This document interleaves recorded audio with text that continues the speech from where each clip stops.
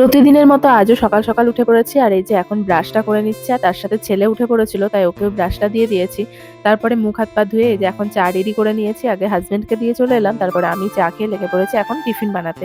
তো আজকে টিফিনে বানিয়েছিলাম রুটি, আর তার সাথে ছিল কালকেকার একটু ঘুগনি, তো সেটা এখন ফ্রিজ থেকে বার করে গরম করে নেব। তো এটা দিয়ে আমাদের সকালকার টিফিনটা হলো ঘুগনি আর রুটি। আর আমার হাজবেন্ড কালকে রাতে মিষ্টি নিয়ে এসেছিল, সেটাই ওকে দেবো। তো এদিকে আমার সবকটা রুটি ভাজা কমপ্লিট, তাই তরকারিটা গরম করে নিলাম, আর তার সাথে চলো মিষ্টি এখন দিয়ে আসি। আর এই যে দেখছো এতগুলো জামা কাপড় আজকে সমস্তটা কাচবো, তো সেই মতো এই যে পুকুরে গেছিলাম, তো সমস্ত জামা কাপড় কেচে মেলতে মাকে দিয়ে এসেছি।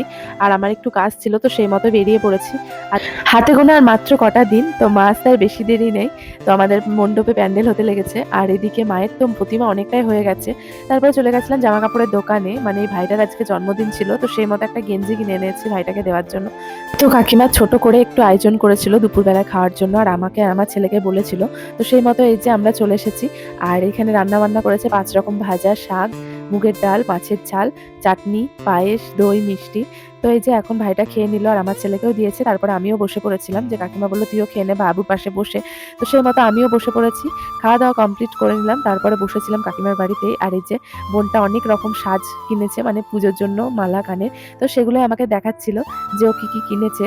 তো আমিও দেখছিলাম, আর একটা মালা আমি পরেও দেখলাম যে আমাকে কেমন লাগছে। তো বেশ সুন্দর লাগছিল মালাটা। তোমাদের কেমন লেগেছে অবশ্যই কমেন্টে জানাবে। তারপরে এই যে বাড়ি চলে এসেছে এখন।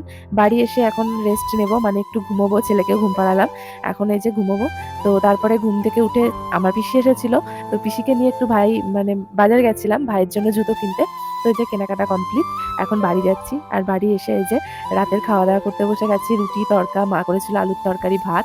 তো সবাই মিলে এখন খেতে বসেছি। তো আজকের মতো টাটা।